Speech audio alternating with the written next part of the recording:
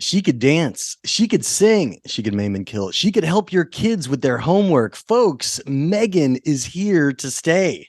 Howdy. I'm Jeff Goldsmith, and this is the Q&A. My agenda is simple. Each week, I plan to bring you in-depth insights into the creative process of storytelling. And folks, this was a really fun episode. M3gan was just a blast to see in theaters. I masked up. I saw it with the crowd. There's a lot of great laughs, a lot of crazy kills, a lot of crazy in general, because that is what we have come to expect from today's guest, Akela Cooper, the screenwriter of M3gan. You might know her from her previous film Malignant, which is also a whole bunch of crazy. Akela's got a good crazy streak going, and I'm just glad we're able to capitalize on it right now. And I gotta say, this was a good chat. We got some really interesting details about pre-production and kind of the different stages the script needed to go through to become the film that everybody loves. And I always love doing that. And Akela was very forthcoming about her creative process and what it took to get M3gan in the can. So I know you'll dig this episode. And speaking of things to dig, Backstory Magazine just turned 10. That's right. We have lasted a decade and we couldn't have done it without you. Of course, now is the perfect time to become a subscriber. And look, we just published our Wakanda Forever issue, which has a lot of awards season coverage in it. So it is a perfect time to get in and read us. If you want to see what's in the issue, you can see our table of contents over at backstory.net and surf around there. And if you've never read us before, you could, of course, read our free issue at backstory.net or on our iPad app entitled Backstory. And look, just to make the idea of becoming a subscriber or giving a gift subscription even more appealing, I am offering you discount coupon code SAVE5. That's SAVE and the number 5, and then we'll save you $5 off a 1-year subscription. So look, it would really mean a lot to me to have my podcast listeners and iTunes and Spotify and my YouTube watchers of the Backstory Magazine YouTube page support my passion project. So thanks for considering becoming a subscriber. Of course, I'd like to take a moment to talk about this episode's sponsor, Screencraft. Breaking into Hollywood as an aspiring writer can be a confusing, convoluted business, but fortunately, Screencraft helps writers with both the craft of writing and the business of Hollywood. Screencraft.org has everything for your writing journey, ranging from video lectures by your favorite screenwriters like J.J. Abrams and Tony Gilroy, to hands-on career coaching from their development team. Screencraft also has some of the best genre-specific screenwriting competitions out there, featuring judges that include Oscar-winning screenwriters and top literary reps. Hundreds of past winners and finalists have started their career with the direct support of Screencraft, and Screencraft winners have staffed for shows at Netflix, Amazon, Apple TV, the CW, ABC, Paramount Plus, and have sold screenplays and been hired to write feature films for Universal, Netflix, Lionsgate, Blumhouse, Hulu, and many more. So if you're an aspiring writer, don't wait. Check out Screencraft over at screencraft.org today. But now, without any further ado, let's jump right into our conversation with screenwriter Akela Cooper about her latest film, M3gan. Your film was a blast seeing with the audience the other day. I masked up on a kind of rainy night, and people were laughing. They were applauding even. It was a good silly time at the movies. So we're going to get to it. But before we go there, I want to give people a baseline for who you are. Where are you from? And did you study writing or filmmaking in school? Oh, we're going to do, it's like the Interview with the Vampires, like David Copperfield. I am from a very small town in southeastern Missouri called Hayti, Missouri. I know when you look at it, it looks like Haiti. It is not pronounced Haiti. Okay. It's pronounced Hayti. It's like a town of less than 3,000 people. I grew up in Kansas City. Where's Hayti near? Hayti is in the Boot Heel area of Missouri. So it's bottom eastern of the state, in that area that's shaped like a boot. Got it. But yeah, I growing up, I always enjoyed books. Like, my parents were incredibly big avid readers, and they pass that on to their kids, especially me. I think I read, out of the three of us, me and my siblings, more than anybody. And early on, I discovered a love of horror, probably too early, probably watching a lot of horror movies way too early. Really? What was your entry? What was your entry one? So my sister is 10 years older than me, and I also grew up on a farm. So my parents had free babysitter. And they would leave me with my sister, and my sister liked horror. She was a teenager at the time, and I remember distinctly coming down the stairs one day after our parents had like left her to watch me and my brother. And I don't remember where my brother was, but my sister was watching Hellraiser 2. Oh, wow. And it was the scene where the evil lady was coming back from hell out of the mattress and she had no skin. So distinct memory of like just, bounding down the stairs as a child, rounding the corner, seeing that image, just like pausing, being like, oh my God. What? Yeah. And then it's like, even at an early age, I was like, I don't need to see this because I'm going to have nightmares. So I'm going to go back upstairs.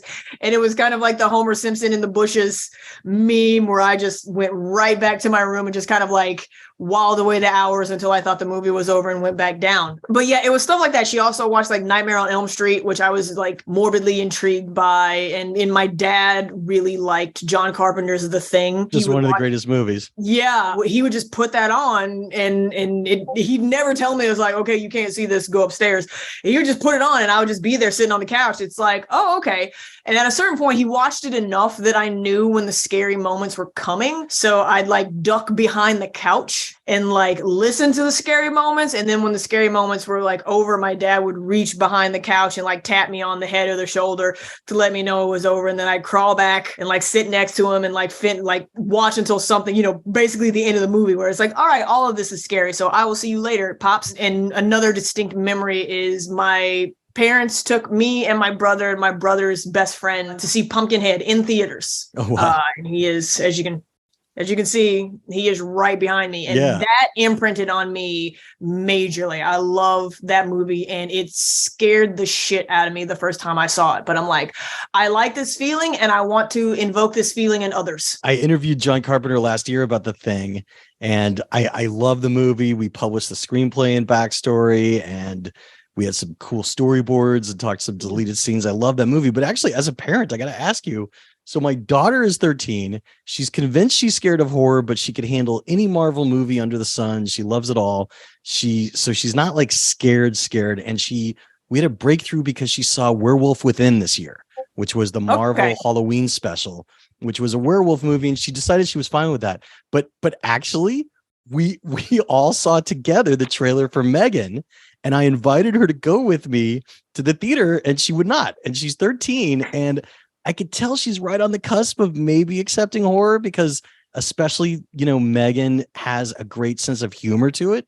When you had that experience, when you were young of seeing that Hellraiser 2 scene, what had you ever come back to it? What helped you, because you said that you would skip The Thing when you knew that it was a scary scene, but eventually you did come back to horror. So what helped you give it a chance? I think it was like going to the theater with my parents. Like it was Pumpkinhead, and then we went to see Army of Darkness. I remember like I saw Army of Darkness in theaters.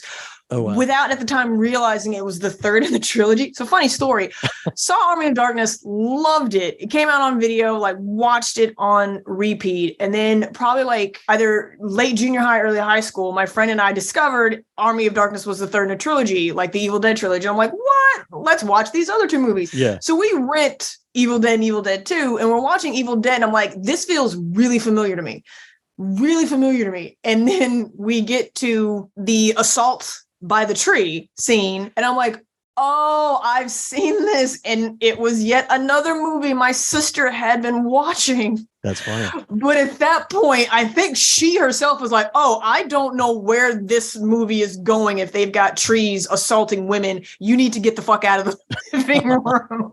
So that was one that I got kicked out of the room for. And it's like, okay. So like, yeah, a lot of stuff is like clicking. Things like, kitty-based kind of horror, like Gremlins. Yeah. Like loved Gremlins, Beetlejuice, which is not horror, but there's that spooky supernatural element to it, like great gateway for, like goth into horror. Like a lot of sci-fi also has horror elements. Like one of my favorite like 90s B movies is Tremors. Yeah. Saw that in theaters, like loved that. And then pretty much by like Jurassic Park is also, it's like not horror, but again, it's like it's scary and it's thrilling. Yeah. And so pretty much when the teen horror explosion happened in 96 with Scream, like I was there, I was primed. And I was also, I don't know if there was a specific moment in my life where it's like, I love horror, but I was also reading a lot of horror. Like I remember Stephen King. I saw Christine like as the midday movie one day and caught it at the right moment to see it was like, hey, this is based on a book by Stephen King. And I'm like, ooh, it's based on a book. I can read this. Great. And that's what got me hooked on Stephen King. So I was also reading a lot of horror at a really young age. It's like Goosebumps, Fear Street, all of that stuff. Oh, so cool. I don't know if there was ever a moment where it's just like, I like horror.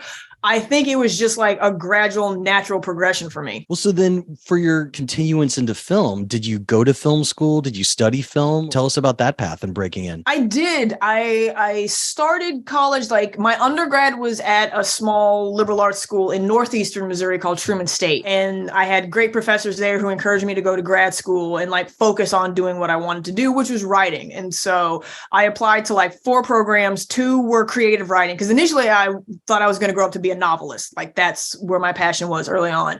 And I enjoyed movies and I knew I wanted to write them, but I thought I was going to do like the Michael Crichton route, where it's like I would write a novel, it would become a hit, and then Hollywood would come to me and it'd be like, I'm going to adapt it. Like that was what my 17-year-old self thought I was the path I was going to take. But then I applied to 2 creative writing programs and 2 screenwriting programs, one of which happened to be USC.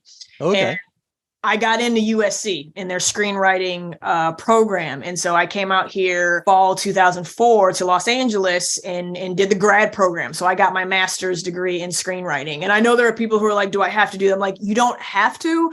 Again, being a kid from a very small town in Missouri and a very small liberal arts college in Missouri, I had no connections to Hollywood. So school was my way in, and USC worked for me. It might not necessarily work for anyone else. You know, everyone's got to find their way in some way, somehow, in their own time, in their own way. But yeah, I did 2 years at USC and I learned how to write features. Like at the time, that was the focus of USC. And it just so happened USC had a nascent TV program they were developing, and it's a bigger program now. And so I got into TV. I enjoyed watching television. I just never knew how television worked. And through USC, I learned how television worked. And I actually got started in television. Like after I graduated, I was in the CBS Writers Workshop program. And through that, I got an assistant job on the CBS cult hit Jericho. Like that was like my first job. And so spent years working in television, like working my way up and kind of missing writing features, but the focus was on TV and like getting that first staff writing job. And then when you get that first staff writing job, you got to get the next job and so on and so forth. So that was like 2006. And then I think I got Luke Cage 2015. So it was like a solid 9 years of just focusing on television. And when I was on Luke Cage, I was like, you know what? I miss writing movies. I miss like what I actually came out here to do. Well, wait, I want to stop you because I want to go back for a second. I went to USC as well.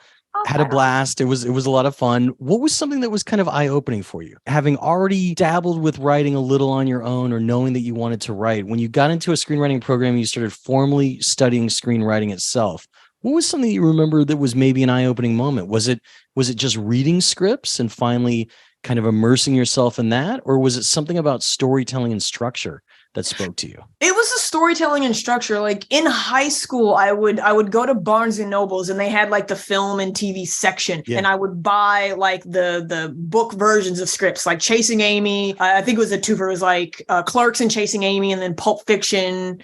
I think I got like the American Beauty one and like a couple of others that I would just like read and like, okay, this is what a script looks like. This is the format. So I understood the format. And like in high school, I wrote on a typewriter shitty scripts, not even gonna lie. So getting to USC and learning the structure and how to structure films was incredible. And it was like very, very helpful in knowing how that process and how a movie works, because you can't really reinvent the wheel, but like there are mechanics to a movie, whether we like them or not, unless you're like completely experimenting with cinema. And if you are, great, good for you. I hope you succeed. There's like, the old adage of you need to know the rules in order to break them. You do. You really do. And so it was learning the rules essentially and the basics. Like, okay, I can take the tools. It's kind of like, you know, for a simple analogy, it's like building a house. It's like I had seen pictures of houses, but I didn't know how to design it. I didn't know like it has to be a certain length. If that's a certain length, then, you know, you have to have load bearing walls. Like, Right. and the load bearing walls to me are the characters. Like, you have to have good characters. If you don't have that, if the audience doesn't care about your characters, nothing else matters. And I had some really, really great professors at USC. Shout out to Don Bollinger and Dave Weber, who I still talk to this day. They've been incredibly, supportive and happy for me. But they were like really, really good guys and they also enjoy genre. And so it was just like talking with them and learning from them and all of that stuff. And it was surprising because like everyone, like USC, it's the expensive school. We know what you say about USC, even though I had financial aid. A lot of financial aid. And the idea was that like USC is the big budget movies. Like if you wanted to do indie or whatever, you had to go to NYU. So I was kind of surprised when I got to USC that the professors were like, write what you want to write.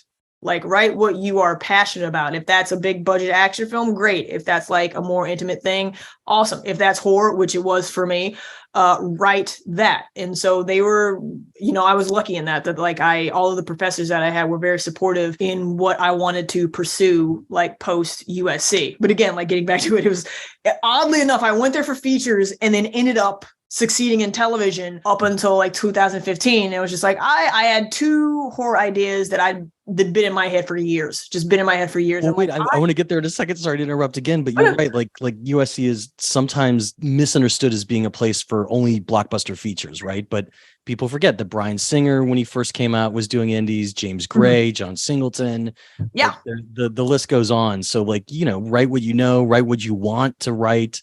The kind of movie that you want to see, you could do from any film school. But it's interesting because you were talking about like, building and architecture, and by going into TV, it has a very deep focus on analyzing structure, because you're not just writing one piece of media, you're writing an entire season. And you need to be aware of seasonal arcs and everything. And yes, while you brought up Jericho, I think it's interesting that you were also story editor on The 100 and on Grimm. Tell us kind of what you were learning about the mechanics of screenwriting when you were working as a story editor on those 2 shows as well. You have to get to the point in TV, like per episode. Like obviously there's serialized television now. When I started like with Grimm, it was less serialized. There was an overarching, arc for each season, but we had the one-off episodes, which were a lot of fun. And in that, you have to get to it, which is like a great tool. It's like you can't, like have filler in 45 minutes of television, really, especially for like genre entertainment. And the fun thing with Grimm was that like as he amassed, like more allies along the way who found out his secret, Nick Burkhart, the lead character. But like it wasn't one of those, I don't know if this is real, blah, blah, blah, blah. It's like, yep, nope, this is real. It's, especially with the pilot, like this is my reality now, let's move on. And I enjoy bringing that aspect to like feature films, because like there's nothing more annoying than having like the audience knowing there's something supernatural going on and the characters are like, there's a reasonable explanation for this. It's like, no, Scully, there's not. It's aliens, let's move on. And the other thing that television really, really helped was the collaboration process and working with others and getting notes and being able to execute notes quickly and efficiently, which, that is a lot of features is, it's like, I'm getting notes from awesome people. It's like, it's great to get notes from James Wan. I still have to deliver those notes and I still have to, develop those into what James wants, while also being able to like have my voice in the feature as well. And so like television was a great exercise in collaboration and learning not to take things personally when people do give you notes that sometimes you might not agree with, or just like, what is this? Or, not understand, and like finding ways to figure out like what we call the note under the note. What are they looking for? So television was incredibly helpful. And I don't think I would be as successful today if I didn't have that runway before I actually got back into features. That's a great example that you give, though, because it is tough, especially for emerging writers sometimes. I wouldn't say not take notes personally, but figuring out how to interpret them. And I think the best way that I've heard it before is the way you just said it is, what's the note under the note? So sometimes it's not about fixing exactly what they said or doing exactly what the note is, because sometimes in those cases, and this is where it all gets tricky, if you deliver exactly what the note is, they still might turn around and not like it. And then you'll be sitting there scratching your head like, I wrote exactly what you told me. So it really is this kind of mystery game of figuring out, why do they even have a note to begin with? Yeah. What's the thing that's missing? What advice would you give people for making that determination? I would say it's like, look, we're all creative people. And like when we turn something in, it's just like, it's perfect. No notes. Just come back and tell me you love me and love everything I did. But they're going to have notes. They're going to have notes, because the thing to remember is that like people are not in your head. You are in your head. No one else is in your head. So you know what you meant, or you know what you intended for something. And if there's a note about it, you're going to have the knee-jerk reaction. We all do. But after the knee-jerk reaction, stop to think. It's like, okay, so this is an outside perspective. What am I missing from that outside perspective? And try to go back into your material and look at it as if you weren't in your own head. Because a lot of times that's what I find. It's like, oh, I thought that was obvious that that's what the character was implying. Nope. Okay. So I have to make that a little bit more clear. Or it's like I made it too overt, and what the executive or the director or whomever is looking for is for me to pull back on that and make it a little bit more of a mystery. And it's like, don't be afraid to be like, okay, don't be afraid to ask questions, I should say. Like, let me pick your brain a little bit more. If you can't quite understand exactly what the note under the note is, that's what conversations are for. And a lot of times the executive or whomever you're, doing the notes with, if you just have a civil conversation, you'll come around to realizing like what they are missing or what they are misunderstanding or whatever about your material. So it's like, have the knee-jerk reaction. It's like, how dare you? Dare you not love it? It's perfect. It's like, okay, I'm not me anymore. I'm them. Let me look at it from their perspective. That's great. I think, unless the credits were wrong, that Tron Uprising was one of your first produced credits. Yes. And I thought that was an interesting show because it's kind of going off of Tron Legacy, which there's parts of it I really like. There's parts of it I don't. It was great that you were able to kind of find a way to break in, and that was animation. And as you said, you made it to live action via Luke Cage. And I liked a lot of Luke Cage, actually. I made it to live action. I don't have a credit, but my first staff writing gig out of the Warner Brothers Writers Workshop was the remake of the 1980s Alien series on ABC. Yeah. That was a disaster in and of itself. But yeah, and then after that, I got Grimm. Okay. Yeah. No, I did not know about that credit. Okay, cool. And so, obviously we talked a little about Grimm, but Luke Cage, I thought was cool. And obviously you have parameters because you're working with big IP like Marvel. And I like that you wrote on Star Trek Strange Worlds, because that show has just been really excellent for kind of, again, taking IP in new directions. What were, just briefly before we get to Malignant and finally M3gan, what were some of the lessons that you were learning in those stages of TV writing, in which now you're no longer a story editor, you're actually there as a writer, you're able to be a part of the writer's room, you're able to speak your mind, and you still are, outlining, delivering on time, all the other rigmarole of television? Well, with, Luke Cage I grew up loving Marvel Comics. And so it was just like a dream come true to like become part of the Marvel family in that way and for that character. And then shout out to Akela Cooper for like making the show. Hey, sorry, my cat just jumped up here. And so that was a lot of fun. But for things like Star Trek, like my cat, whose butt you see right now, is actually named Riker. Nice. After Lieutenant Commander William Riker. So I was a huge Star Trek fan growing up, and to get to be a part of canon on Star Trek meant a lot to me. And it's when you work on shows that are like the huge IP, you have to understand that it's whoever owns the rights is letting you play with their toys. And as much fun as you want to have with those toys, sometime, the quote unquote adult is going to step in. It's like, no, you can't do that. But it's trying to find the stories that you've always wanted to tell with those IP, or that you come up with for that IP that works within the realm of that IP. And it's a push-pull, like with a lot of things. I would also advise is like, just have fun with whatever of yourself you are bringing to the IP. Yeah. So yeah, it was like, that was with Luke Cage and Star Trek. It's like, okay, it was very hands-on with what we could and could not do. So that was a new aspect of it. But Luke Cage was first. So when I came into Star Trek, I'm like, okay, so we can't do certain things. We have to, remain obviously in canon in this timeline. So yeah, it was still a lot of fun though. I mean, it's still a lot of fun to just play with those characters at all. Really, I like the show. I hope it continues. And, briefly on Malignant, because at least that's where you and James Wan are working together. I love it. We could do our own episode entirely dedicated to it. It is batshit crazy in all the right ways, which is, just a blast to watch. But it's at least the first produced project that I know of that you and James were working on together. Tell us about kind of crafting that working relationship, your biggest lesson from Malignant, and then lead right into, how M3gan was born. Funny you mentioned that. M3gan actually came first. Oh, really?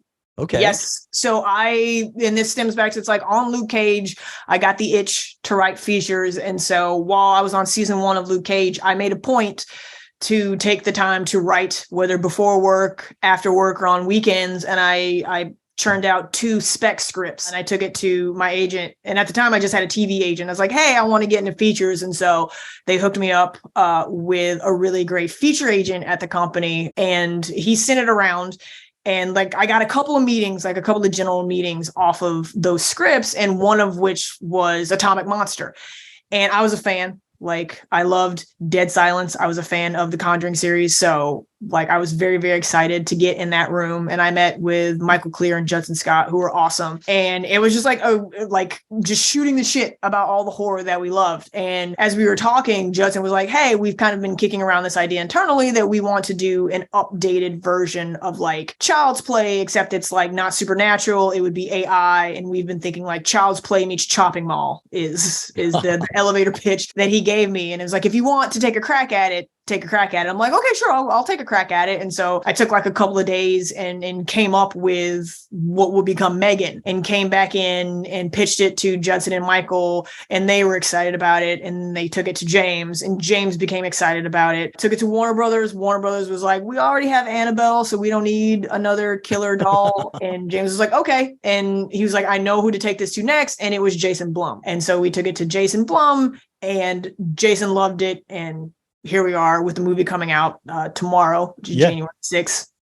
I'm not sure when this is going to air, but like that process went so smoothly, and we all enjoyed working together, that like after Gerard Johnstone had been brought on and basically is like taking it over from his end as a director and gotten it to pre-production, Michael and Judson came back to me and they were like, hey, James and his partner Ingrid Bisu, like they have an idea that they want to run by you to see if you'd be interested in writing. Can you come in? And I'm like, sure. And so I came in, and James and Ingrid basically pitched me what they had on Malignant.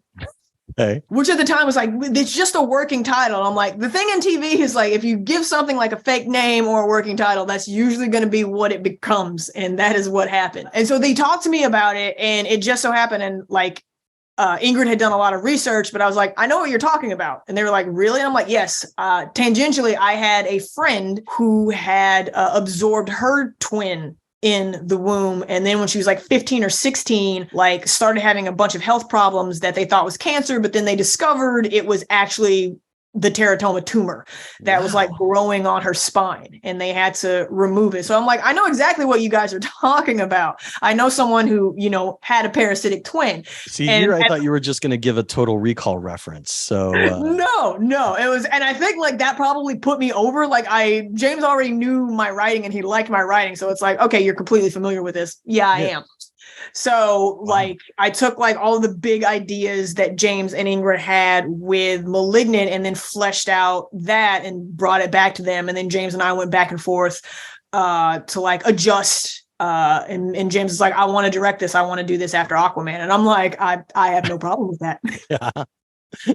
Now, was he ever interested in directing M3gan? I don't think so. Okay. I don't think so. But I'm not sure. I just know on my end for that, like after I turned in my last draft, a couple of weeks later, I think it was like Michael called me and was like, hey, we found a director, and it was Gerard Johnstone. And I was really excited about that because I'd seen Housebound and I'd enjoyed the hell out of it. So I was like, oh, that's great. That's like a great combination. Cool. Well, so, obviously it has its roots in, things like, obviously you said Chucky a second ago, you were talking about Chucky, but you could go all the way back to the Twilight Zone, the Living Doll episode in 1963 with Talkie Tina. I'm curious what gave you the idea, like to take it to the level that we see. Was it really just a pitch and you just did it on spec? And that was what that was really all it was? Basically, it's like Child's Play meets Chopping Mall. And I think Judson had mentioned that like he'd been in an American Doll girl store. Okay. And thought, I was like, what if one of these had come to life for whatever reason? Like even on the drive back from the Warner Brothers lot, I was thinking about it, and like the name that popped in my head was Megan.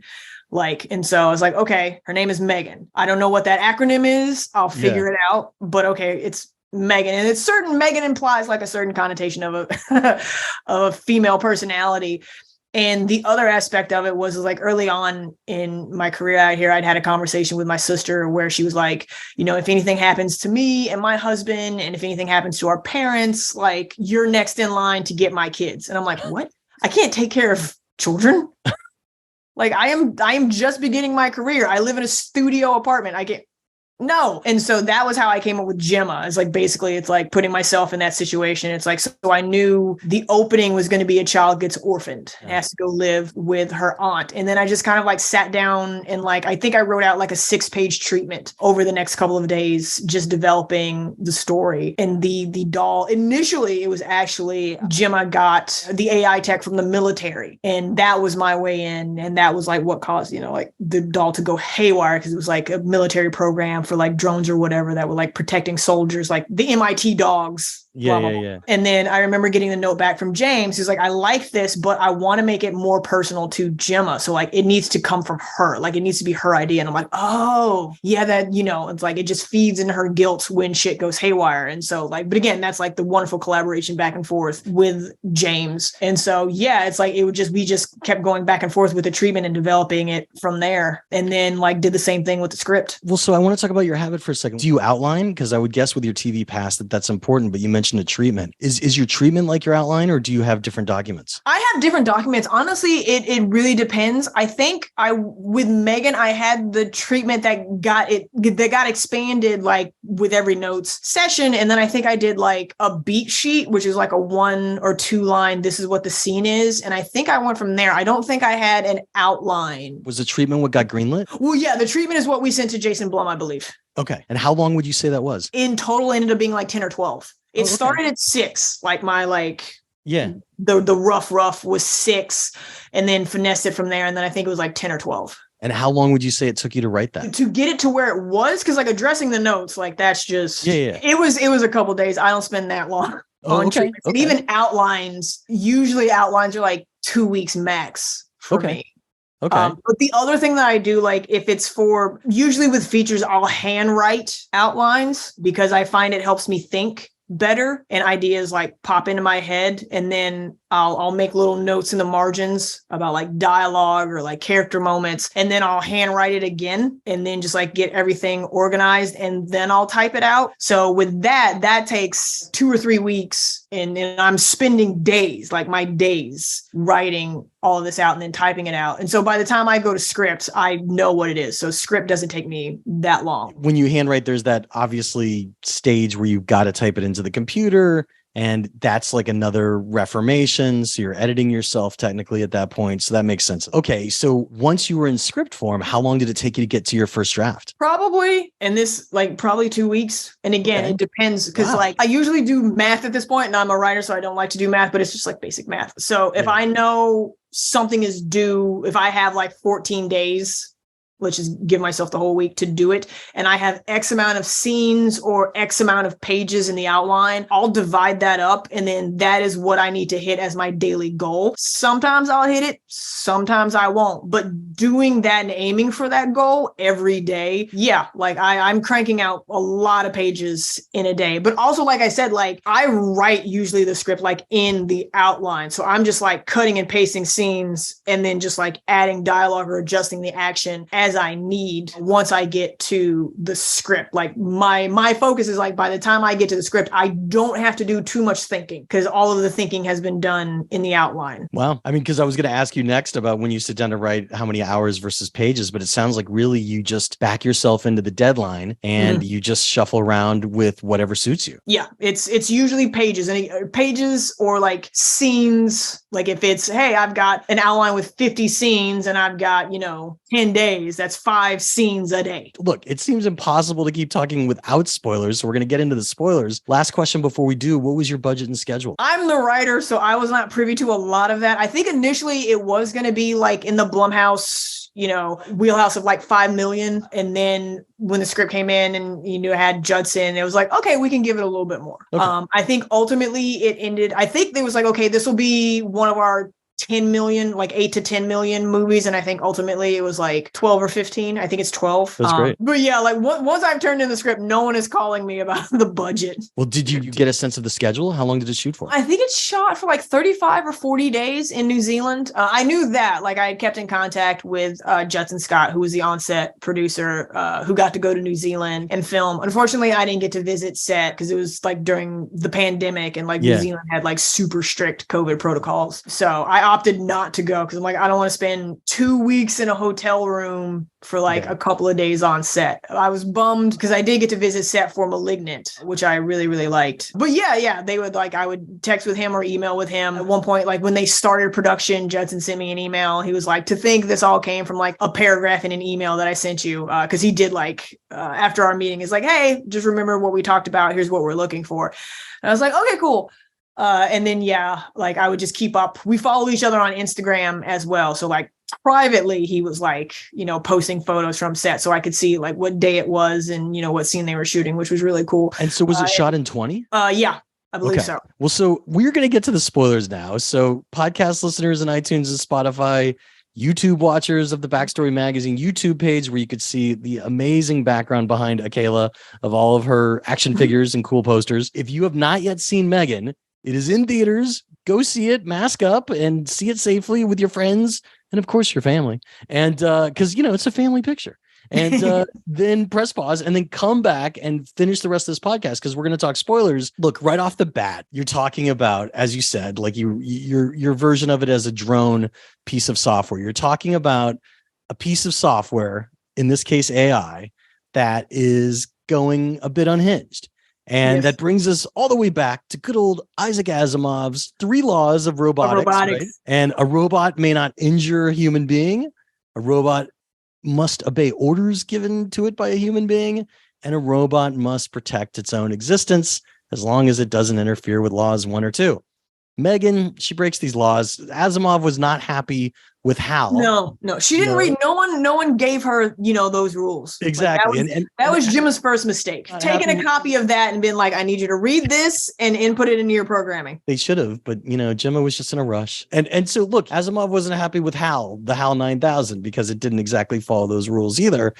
Is that something that you see as a way that AI might be headed, in which if we don't enact basic hierarchies like that something like M3gan, obviously not now, but in the future, could be a big problem in which humans are the least part of an equation? I think it's interesting because we're always from Terminator and Terminator 2 and Isaac Asimov and how every thought is that oh my God, AI is gonna come alive and rebel and kill us. That is our first thought. It's why is that the first thought that we have about us creating something with a free will, is that it's going to turn against us and kill us? It's because that's what human beings have done. And I can't remember where I heard the quote, but there is something to AI might not actually pose a threat to us as much as we will pose a threat to AI. Look how we treat each other. Yeah. Look how we treat animals.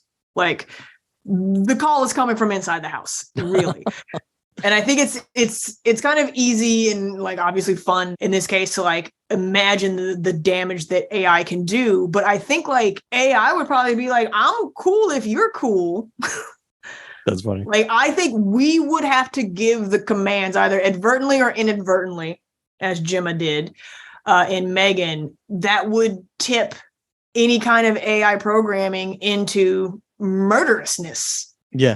I don't think that would be its natural inclination without influence or input from us. And you look at all the stuff the dogs from Robot Dynamics, which everyone is oh, look, it's doing this cute little dance. And we all know it's some human being is going to program that with a weapon. They've already got the law passed in San Francisco where it's can we put weapons on these? Can we put bombs on these dogs just in case we need to kill humans? That's not coming from the machine. That's coming from us. That's true. So I think we will be our own downfall in that scenario with like mistreatment of AI or like outright abuse in that someone programs an AI to do bad things. That's pretty much what happens in M3gan, is that like she doesn't mean to do it, but Gemma does give M3gan the command that like you have to protect Katie at all costs. Yeah, absolutely. Ooh, hey, I'm just jumping in really quick to remind you to check out Backstory Magazine over at backstory.net. We just turned 10 this year, and we couldn't have done it without you. So thanks so much for supporting independent film journalism. And, look, if you've never read us before, you could test drive us. You could read the free issue of Backstory on a desktop or laptop or via our iPad app, which coincidentally is called Backstory. Now is the perfect time to subscribe because we just published our Wakanda Forever issue, which has a lot of awards season stuff in it as well. You could see the full table of contents over at backstory.net. So there is a lot to explore. And if you want to subscribe to sweeten the deal, I am offering discount coupon code SAVE5. That's SAVE and the number 5. It works over at backstory.net. So look, it would really mean a lot to me to have my podcast listeners and iTunes and Spotify and my YouTube watchers of the Backstory Magazine YouTube page, which is where all these Zoomcasts go. It would really mean a lot to me to have you support my passion project. So thanks for considering becoming a subscriber. And folks, while you're surfing around online, I also hope you will check out today's sponsor, Screencraft, over at screencraft.org. They have everything for your writing journey, ranging from video lectures with top screenwriters like J.J. Abrams and Tony Gilroy. They even have hands-on career coaching from their writer development team. Screencraft also has some of the best genre-specific screenwriting competitions out there, and both finalists and winners have seen their scripts produced into television and feature films. So what are you waiting for? See what Screencraft has to offer you over at screencraft.org today. But now, without any further ado, let's jump right back into our conversation with screenwriter Akela Cooper about her latest film, M3gan. When you were talking about the robot dogs, like it reminds me of the Black Mirror episode Metalhead, which is like, those dogs like literally as robots just chasing around humans. And, they're solar powered. They won't stop. So, I mean, yeah, you're right. I like the call coming inside the house because those were army dogs. I guess the thing to ask right off the bat in the spoilers before we get deeper into the movie is, what were some of your left turns? It's always fun to hear an idea that you had for a day, a minute, a week that really could have been a part of M3gan. You were convinced, but it was never even shot. It was taken out via a note. It was taken out draft to draft. But for a little while, people that are fans of the film would be interested to hear, oh yeah, M3gan almost had this in it. It was, and this was an idea from James when we were talking about it that I thought was fun. Initially, M3gan was set during Christmas. Okay. And so the final battle initially in my first draft took place in the living room with M3gan having like incapacitated Gemma, like broken her ankle or something, I think. It was coming after her, and like all of like the final set piece with Gemma begging Katie, like, please, pick me, don't choose M3gan, happened in front of a Christmas tree, which I thought was like poetic in a way. And like Gemma was like using what she could from like tossing presents and all this stuff to like try to like slow down this doll. I don't remember when that got changed. I think that was like a production thing because I was like, oh, it's not set during Christmas anymore. I thought that would have been fun. That was organic though, because M3gan's intended as a toy for children, so setting it during Christmas actually is a good idea. Yeah, that was our thinking. There was going to be like the whole, like they have it in the movie where they're doing like the rollout, but yeah, it was going to be, it's like, this is the hot new toy for Christmas. Yeah, that like it was the ultimate, what is it, Tickle Me Elmo. That was going to like bring back that era of people like killing each other to get like the newest toy for their kids. That was one I was like, okay, like I see why they changed that, and I think it's cool. Like the one that I was afraid we were going to lose, and we kind of lost it for a second because there was like this weird rights, or it was just like when they did the name check or whatever, there was an issue with Bruce at first, even though I'm like, it's just a first name. Like, yeah, why? Like they changed Bruce's name multiple times and then finally came back around to Bruce, which I named him Bruce after the shark in Jaws. I was going to ask, like, but I love that little factoid. I love that Steven Spielberg called the mechanical shark Bruce. And so I was really happy they kept that. And I was really happy they kept the moment in the film where Bruce is like instrumental in helping them defeat Katie. The difference from like the first draft to what's shot is that like it was Gemma. And like there's a moment where Gemma has crawled into her workroom and Megan is stalking her, and Megan comes around the corner and Gemma's kind of like, she was just like hunched over, and like you think she's dead or you think she's defeated, and Megan steps in the room, and then Gemma was going to like sit up, and you see that she had the gloves on, and Gemma was going to be the one to use Bruce to break Megan, which I thought was going to be like a badass heroine moment. And I completely understand like making that Katie's moment. Like that came later. I'm like, no, that makes sense because the connection is between Katie and Megan now more so than like Gemma having this like badass Ripley moment as I envisioned it. And also because like Katie's moment in the original draft was like slowly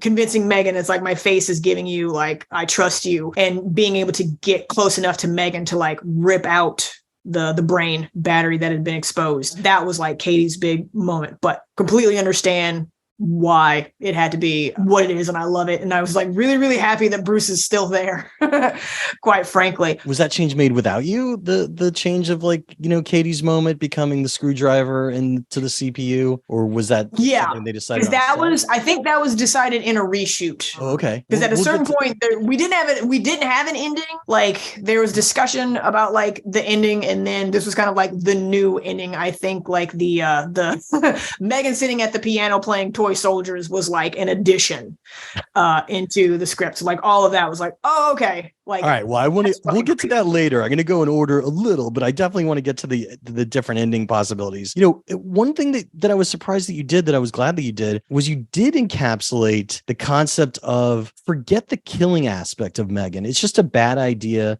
to have a robot raise your kid anyhow. And yeah. I think the emotional substance there, Gemma realizing that basically she's lost her role as the cool aunt and friend to Katie, and Megan's taken over. That in itself was probably, you know, one of the moments she realized that her creation has like a bad side to it as well. Talk about making sure to interweave that with all the, you know, horror tropes and comedy that's in the movie as well. It was just like when I was writing it, because there was like originally, like I think in this movie, there's the perpetual pets. And that had been like in the original draft, that was supposed to be actual like pets. Like it looked like a cat. It looked like a dog. Oh, okay. And so there's a conversation between Gemma, Tess, and Cole about like, hey, is this even a good idea? Because like, I think in the original draft, someone had said like adoptions of animals are down because people are adopting these fake cats and fake dogs. And so that led Tess to having like an even bigger conversation in the script with Gemma from like the side of you've created like the perfect babysitter, but you've also kind of created the perfect child. We've been talking about, you know, people not wanting to buy actual animals that have actual needs and just have the robot pets. Is this going to be something where like people stop having kids? Yeah. And just have Megans? Like, what are we putting out into the world? And there was a whole back and forth about like parents not wanting kids, and then kids, like whether or not children would actually need parents. Like it was a whole thing. And I was just fascinated by that aspect, because as human beings, it's like, you know, as technology has come along, we love convenience to a shockingly frightening degree. Yes. That like once we have convenience in our lives, it is very hard to get people to give it up. Like the prime example being something like Amazon. Like Amazon, like people have, you know, moral issues with buying from Amazon because of how they treat their workers, but people still use Amazon because it's really convenient, and people use DoorDash because it's really convenient. Like I am one of those people like I certainly hope they're giving the Dashers the tip. Yeah. But like I don't want to have to get out of my sweatpants and go get in the car and go to the grocery store to buy groceries to make dinner. And I don't want to have to go to the drive-thru myself. A lot of things during the pandemic have come down to convenience. Like the Dead Kennedys said it best with their album, "Give me convenience or give me death." Yes. That's kind of where we are right now. But that's kind of what Megan is for Gemma. She's convenient. And like Right. once it takes a lot, it takes murder and mayhem for Gemma to finally be like, yeah, no, I don't think I can keep using this. Well, let's talk about the murder for a second, because I think your differential on Chucky being supernatural and Megan not is a good part of demarcation here, in which using the fence literally in the movie, it seems like it's basically starting up with the neighbor's dog and her protective issues. And when Megan is bit, tell me if I'm wrong, it seems like she sparks. Yes. When the dog is like dragging Megan, because like the eye opens up, like she shocks the dog to get it off of her. Right. And the dog itself already had a shock collar. Yeah. So could you say that like kind of Megan's unhinging starts kind of there, in which the shock might have messed with some of her AI? I don't think the dog shock collar interfered with her. I think Megan gave it a voltage that it wasn't used to. Like she's protecting herself to protect Katie at that point. So no, that's all Megan. I'll just clarify that right now. That is all Megan. She shocked the shit out of that dog to get it to let her go so that she could get back to Katie. Because I was curious if there was cause and effect there. But so already it was really just the command of protect Katie at all costs. Yes. And then, let's talk about how Megan decides to turn violent from that, because of course it makes sense at first, but she keeps escalating it, in which it seems like anyone who seems like a threat to her, she's going to put on her hit list and do it without any consequence, essentially. Well, from the AI's perspective, it's like my job is to protect Katie from emotional and physical harm. If this person is a threat and, they will not stop on their own, I now know human beings can die. Like she's had the conversation about death with Gemma, Cole, and Tess. It's like, okay, if you're dead, you can't hurt Katie. Yeah. Like problem solved. And it's also this like Megan is very observant of her environment. Like when Gemma is dealing with the cop, like after Dewey, the dog, has gone missing, like she sees that the cop is ineffective. Like he's not going to do anything. He's not going to help protect Katie from this crazy neighbor. So she has to step up and do it. Yeah. And that makes sense. And I mean, so then the next incident really is the boy, when she goes to that school tryout. And you just did this great scene where, again, you're flirting with that. Is Megan completely evil, or is it just her programming stepping in? Because this boy, they mentioned that he was a little unhinged. The other kids don't want to volunteer to be his partner. So you've got like all the lead up there. And then, of course, he's a complete jerk. And God only knows what he's going to do to Katie. So Megan gets involved. But, her pulling on his ear when she sees how easy it is to basically take him on and push him into traffic, that's like a big turning point for the character, essentially. Yeah, it is. But again, it's all programming. And that's why I salute James for the note to like make it Gemma's decision. Cause like Gemma is 100% more guilty that she told her to do that without further explanation. Because like, not to jump ahead, but in their confrontation, when Megan is like, you gave me this and you didn't give me a map. You didn't really give me instructions. You just expected me to learn this on my own. She did. She did what she was told. Right. And so again, it just comes down to like, she has seen Brandon bully Katie, and that is, you lay your hands on Katie, you're done. And I think like even in I think it was my first draft, like, I think I can say this, like Megan actually did, I think she stabbed the therapist. It was Megan who stabbed the therapist. Oh, okay. It becomes like Katie slaps Gemma now, which is a more emotional moment. But yeah, like I don't remember if I had her kill the therapist or if it was just like her taking a pair of scissors. And that was another like, oh shit moment for Gemma. But yeah, and in the moment where it's like, you made Katie cry, it's like there had been consequences for the therapist in emotionally, traumatizing Katie and Megan's eyes. There was a lot more death in my first draft. Yeah, because I was going to say the therapist lives in the movie. She does. Like I killed a lot of people. Like again, getting notes, James was like, I love what you've done, but I like these characters. In the next draft, can they live? And I was like, okay, cool.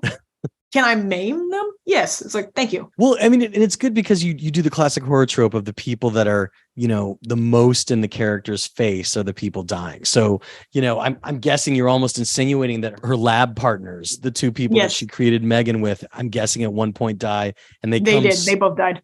Yeah, because I'm surprised that they lived. But again, I'm glad that they did, because if you're going for that little moral, ethical compass. It makes sense to leave them alive, I guess.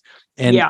and whereas David, the head of the company, M3gan knowing how exploitative he wanted to be with the M3gan line, I could see him being an easy person for her to knock off. Yeah, I tend to like run to the dark places, and it's fun collaborating with like James Wan and the executives, Cooper Samuelson and Ryan Turek and Judson and Michael and everyone. It's like, yes, it's an awesome kill. We really like these characters though, and we'd like to see them make it to the end of the movie. It's like, okay, fine. Yeah, because she was, I think, the explosion was there, but like she maimed Cole really bad. And as Tess was helping him, that's when she blew the lab. One of the things that you had to manage was tone. And you did it really well because the movie is legitimately laugh out loud funny. And it's endearing when you see how much Katie is suffering and how Gemma realizes that she's not being a good aunt and that she kind of needs to do better.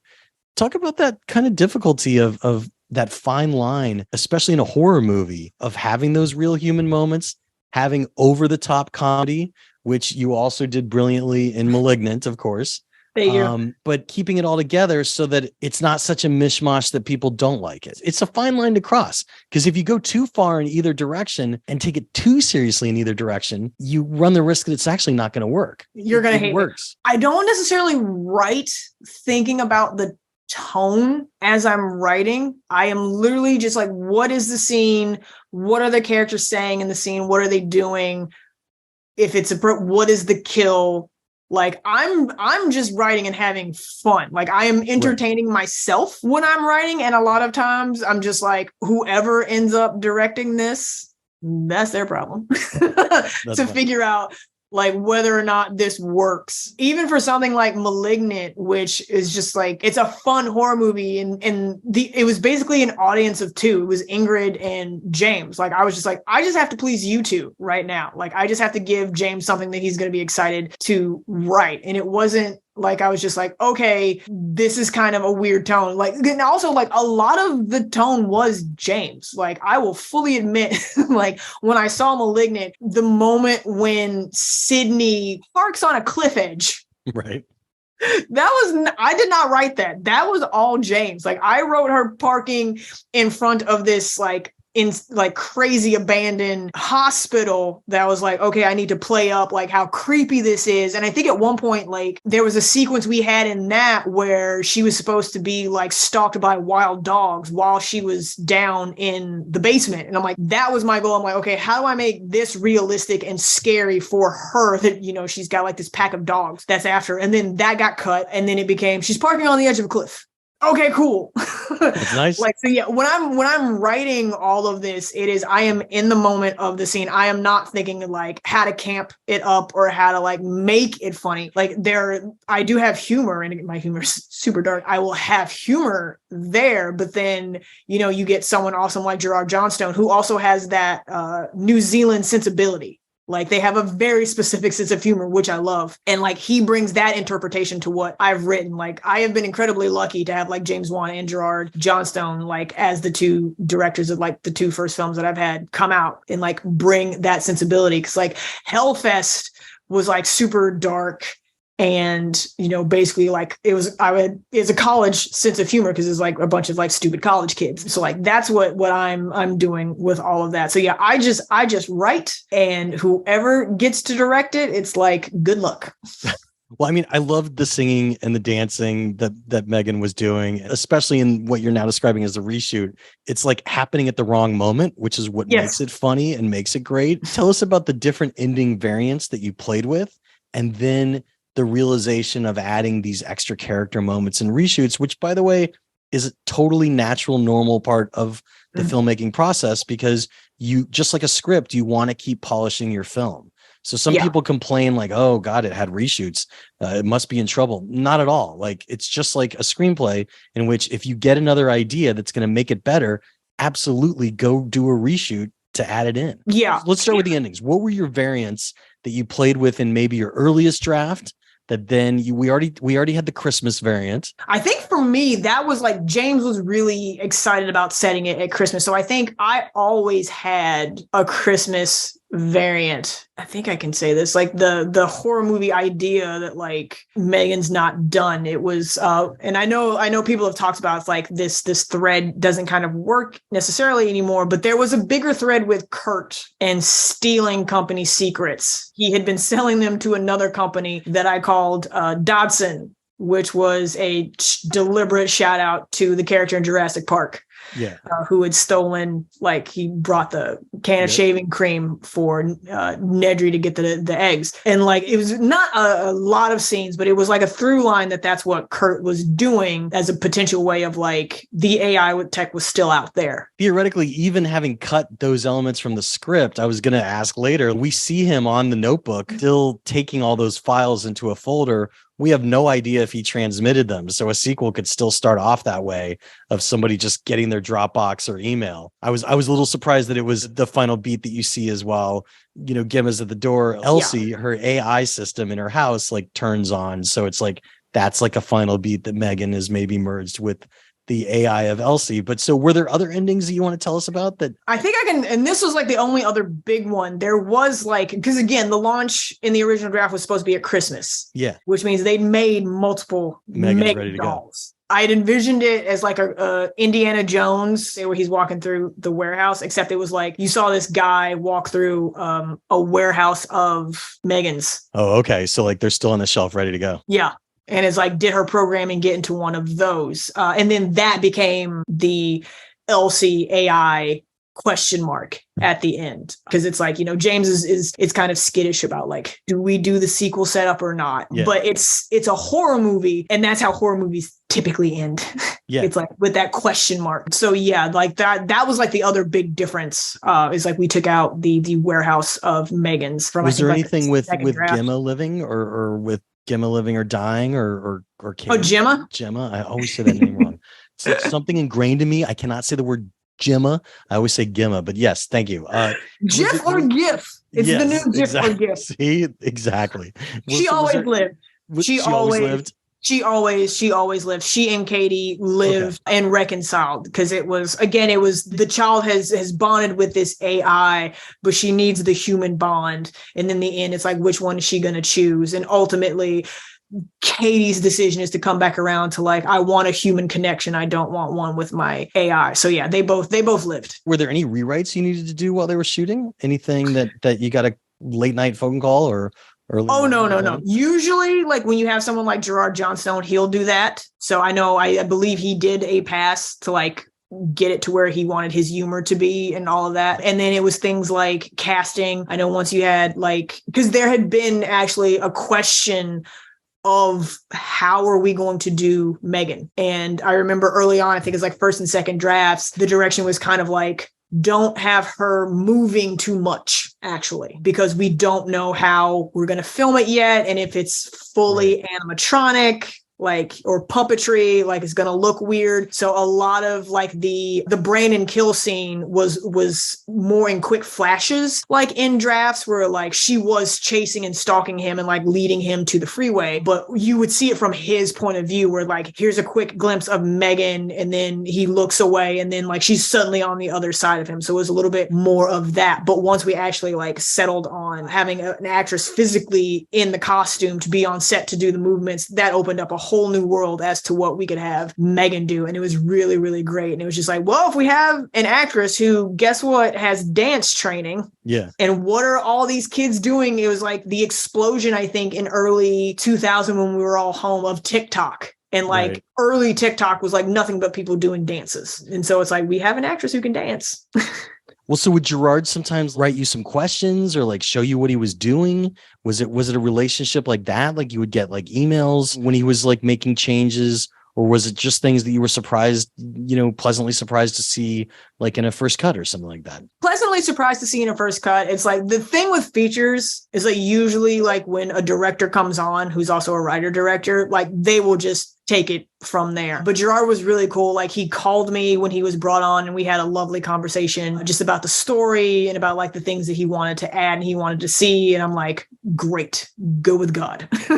And so like, yeah, once Gerard took over, my hands were clean at that point. It was just like a wait and see kind of thing. And they would send me things because, like, again, having worked with James and knowing who James is, like in the script, I didn't really give Megan a description beyond her size and the fact that like she looked like a child. And so Gerard had an idea in his head for what he wanted her to look like. And he was saying it's like, you know, going to these designers and yada, yada, yada. I'm like, great. Because like James especially has like a team of designers that he loves to work with. So I'm like, James, my thing was like, James is going to take that over. He'll design the doll. It'll look great. And then Gerard was like, I've also got an idea. It's like, okay, cool.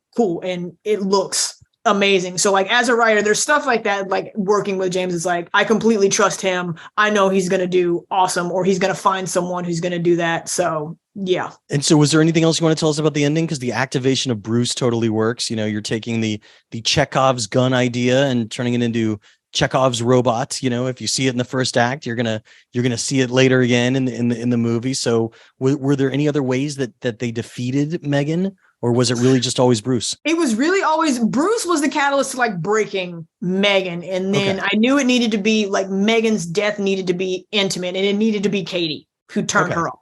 No, that's like great. That much I did know. And that's pretty consistent. Like Katie using Bruce is a new thing from my draft, but she was always going to be the one to turn off Megan, and that Megan was going to be a little bit heartbroken with the fact that like Katie chose Gemma over her after everything she did. So like that has remained consistent throughout. I know we're running out of time, but I'm just curious if there's anything you learned through your editing, because editing is the last process of storytelling. Were there any deleted scenes you want to tell us about, things that were shot that you saw moved out of the film, or things you learned about structure and editing? I did learn things about like in my drafts, Brandon was a whole thing. It wasn't just one scene of bullying. It was like continual bullying. And I also had... Oh, really? Like because Katie's homeschooled in the movie. So how was he bullying her? Homeschooling was a change that they made from my draft to shooting. And I was like, who knows how these things come about? Like, obviously, like necessities, like we can't have all those scenes. But initially it was Gemma's like, Gemma put her into a kids program at Funky. Like there was like a little mini school there that she could put her in. And Brandon was one of the students. And so, yeah, there were a couple of scenes of Brandon bullying Katie because originally like Katie had been more banged up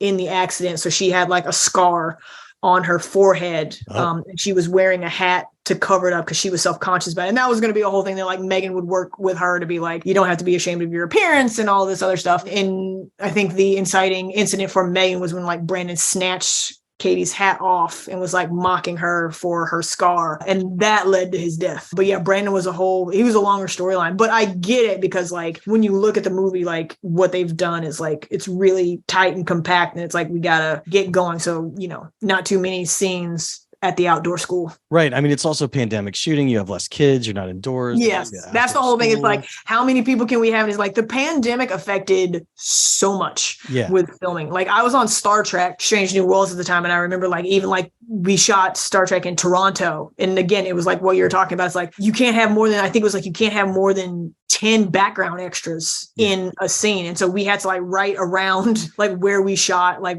you know, like bar scenes and all that stuff. Cause you can't have a lot of people there. Just because you were talking about Brandon, I like when she's talking about at night, she, you know, Katie's asking her if Brandon will go to heaven. And Megan's basically like, boys like Brandon don't go to heaven. That got a big laugh. That was a very funny scene. Well, so, you know, look, what was your toughest scene? What was the scene that was the toughest for you to crack on the page?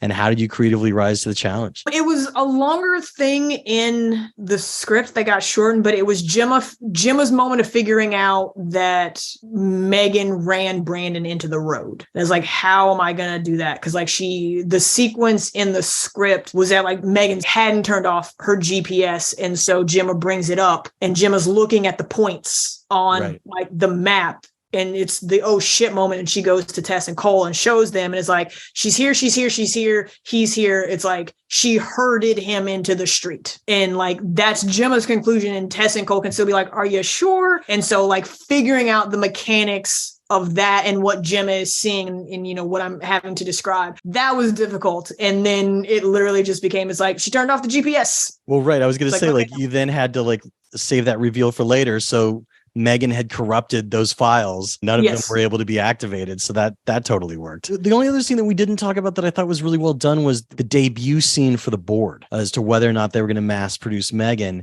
in which Katie basically has a breakdown. And you see this earnest version of the AI trying to help her through it and be like the overprotective good version of the robot that we'd want.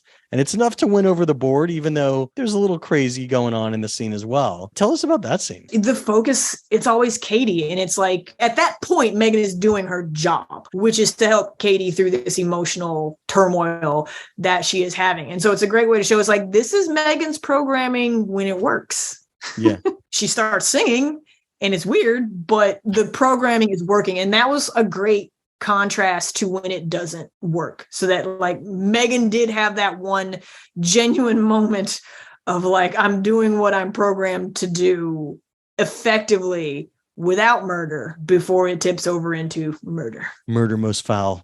Well, so what's next? What are you working on next? I've got The Nun 2 coming out September 8th and, in talks with Atomic Monster to do more things together. Love working with those guys, obviously, and working on my own stuff. I'm working on more specs that hopefully will get made. Great. Well, look, M3gan was a blast to watch. I hope you have a fantastic opening weekend. Thank you. I encourage folks to mask up and go see it for a good time. Akela, thanks for being so generous with your time. Thank you for having me. And thank you for listening. And that's how the Q&A went down. Special thanks again to screenwriter Akela Cooper for being so generous with her time and coming down to discuss her latest film, M3gan. Of course, I want to thank the sponsor of today's episode, Screencraft, over at screencraft.org. Of course, while you're surfing around online, I hope you also check out Backstory Magazine over at backstory.net. We just turned 10 this year, and we couldn't have done it without you. And now is the perfect time to subscribe because we published our Wakanda Forever issue, which has a lot of great award season coverage in it. And you could see our full table of contents over at backstory.net. If you've never read us before, you could test drive us by reading a free full issue over at backstory.net or in our iPad app, Backstory. And of course, to sweeten the deal, I want to give you a $5 off coupon, which is discount coupon code SAVE5. That's SAVE and the number 5, and that will get you $5 off a 1-year subscription. And you could just enter that code at the shopping cart at backstory.net. So look, it would really mean a lot to me to have my podcast listeners and iTunes and Spotify and my YouTube watchers of the Backstory Magazine YouTube page support my passion project. So thanks for considering becoming a subscriber. The Q&A with Jeff Goldsmith podcast is a copyright of Unlikely Films Incorporated in 2023. All rights reserved. Folks, if you want to reach out to me, the easiest way to find me is on Twitter. I'm Yo Goldsmith or Backstory_mag. You could also find me on Instagram as Yo Goldsmith or Backstory_mag. Or you could look at my Facebook fan page, which I have set up for Jeff Goldsmith. I don't check that as much. I'm trying to get better this year. And of course, you could always email us at backstoryletters@gmail.com. And it might take me a heartbeat to get back to you via email, but I do go through it and try and respond to everybody that I can. So that's the other way to reach me as well. I'm Jeff Goldsmith, the publisher of Backstory Magazine and the host of the Q&A, thanking you for tuning in and telling you to stay out of trouble. Till next week.